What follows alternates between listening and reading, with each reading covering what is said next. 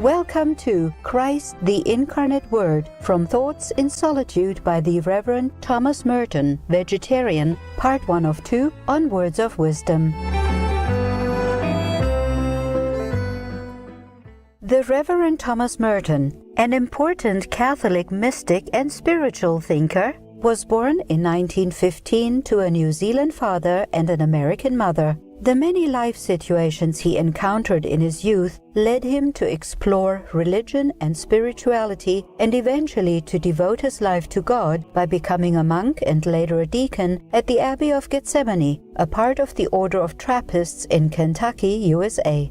He also enjoyed living alone in a hermitage in the monastery's wilderness area. During his monastic life, Thomas Merton developed his writing talent by translating religious texts and writing biographies. He also penned poetry, as well as books and articles on topics ranging from spirituality to social justice and peace. One of Merton's most famous statements was, "For me to be a saint means to be myself." Therefore, the problem of sanctity and salvation is in fact the problem of finding out who I am and of discovering my true self. He also said, "We are living in a world that is absolutely transparent and God is shining through it all the time. This is not just a nice story or a fable, it is true." Believing in the equality of all religions, Thomas Merton became deeply interested in Eastern traditions in the later years of his life. He also held lively discourses with His Holiness the 14th Dalai Lama. Today, the life and works of the wise Reverend are still studied at the Thomas Merton Center in Kentucky, USA, and the International Thomas Merton Society. Today, we will read a selection from Thomas Merton's book, Thoughts in Solitude. The Reverend shares his profound insights about humility, the monastic life, and books that speak to us like God. Chapter 12. If you want to have a spiritual life, you must unify your life. A life is either all spiritual or not spiritual at all. No man can serve two masters. Your life is shaped by the end you live for. You are made in the image of what you desire. To unify your life, unify your desires. To spiritualize your life, spiritualize your desires. To spiritualize your desires, desire to be without desire. To live in the Spirit is to live for a God in whom we believe but whom we cannot see. To desire this is therefore to renounce the desire of all that can be seen. To possess Him who cannot be understood is to renounce all that can be understood. To rest in Him who is beyond all created rest, we renounce the desire to rest in created things. By renouncing the world, we conquer the world, rise above its multiplicity, and recapitulate it in the simplicity of a love which finds all things in God. This is what Jesus meant when He said that anyone who would save his life will lose it, and he who would lose his life for the sake of God would save it. The 28th chapter of Job, also of Baruch 3, tells us that the wisdom of God is hidden and impossible to find, and yet ends by assuming that it is easily found, for the fear of the Lord is wisdom. A monk must never look for wisdom outside his vocation. If he does, he will never find wisdom, because for him, wisdom is in his vocation. Wisdom is the very life of the monk in his monastery. It is by living his life that the monk finds God, and not by adding something to his life which God has not put there. For wisdom is God Himself, living in us, revealing Himself to us. Life reveals itself to us only insofar as we live it.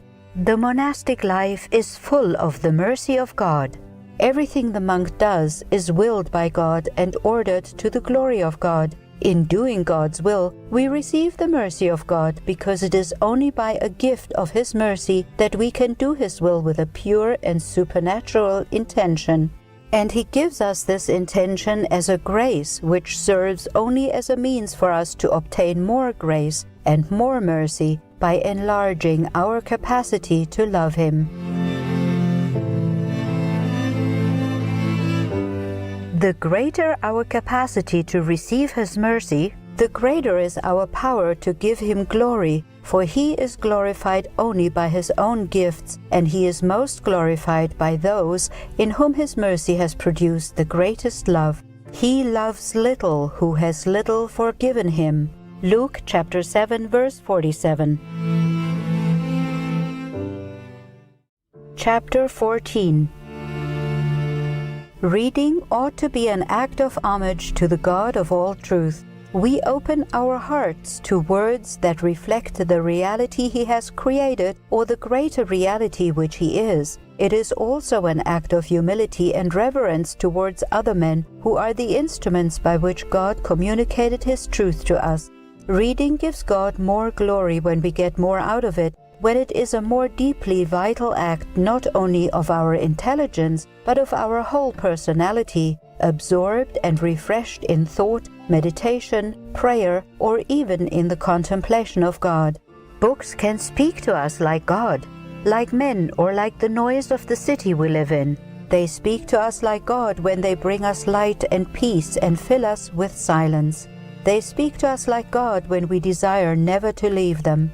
They speak to us like men when we desire to hear them again. They speak to us like the noise of the city when they hold us captive by a weariness that tells us nothing, gives us no peace and no support, nothing to remember, and yet will not let us escape.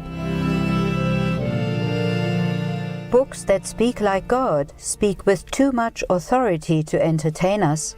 Those that speak like good men hold us by their human charm. We grow by finding ourselves in them. They teach us to know ourselves better by recognizing ourselves in another.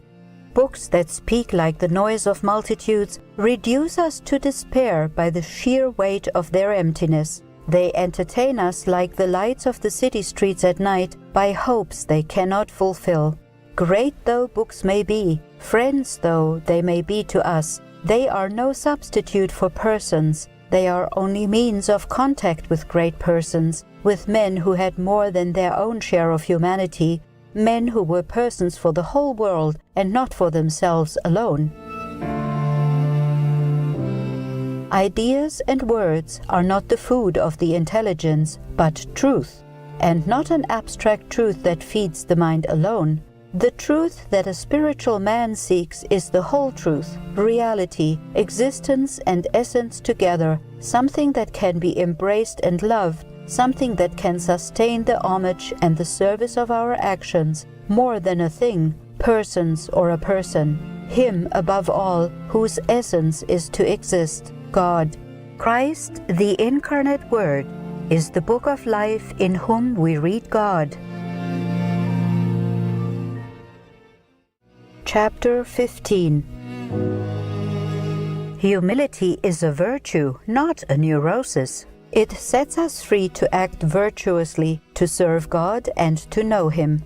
Therefore, true humility can never inhibit any really virtuous action, nor can it prevent us from fulfilling ourselves by doing the will of God. Humility sets us free to do what is really good, by showing us our illusions and withdrawing our will from what was only an apparent good. A humility that freezes our being and frustrates all healthy activity is not humility at all, but a disguised form of pride. It dries up the roots of the spiritual life and makes it impossible for us to give ourselves to God. Lord, You have taught us to love humility, but we have not learned. We have learned only to love the outward surface of it, the humility that makes a person charming and attractive.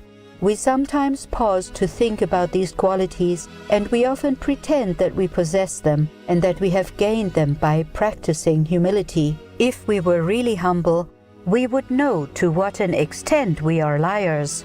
Teach me to bear a humility which shows me without ceasing that I am a liar and a fraud, and that even though this is so, I have an obligation to strive after truth. to be as true as I can, even though I will inevitably find all my truth half poisoned with deceit. This is the terrible thing about humility, that it is never fully successful. If it were only possible to be completely humble on this earth. But no, that is the trouble. You, Lord, were humble. But our humility consists in being proud and knowing all about it and being crushed by the unbearable weight of it and to be able to do so little about it. How stern you are in your mercy, and yet you must be. Your mercy has to be just because your truth has to be true. How stern you are nevertheless in your mercy, for the more we struggle to be true, the more we discover our falsity. Is it merciful of your light to bring us inexorably to despair? No, it is not to despair that you bring me, but to humility, for true humility is in a way a very real despair. Despair of myself in order that I may hope entirely in you. What man can bear to fall into such darkness? For more information about Thomas Merton, please visit merton.org. Gracious viewers, we appreciate your presence for today's Words of Wisdom.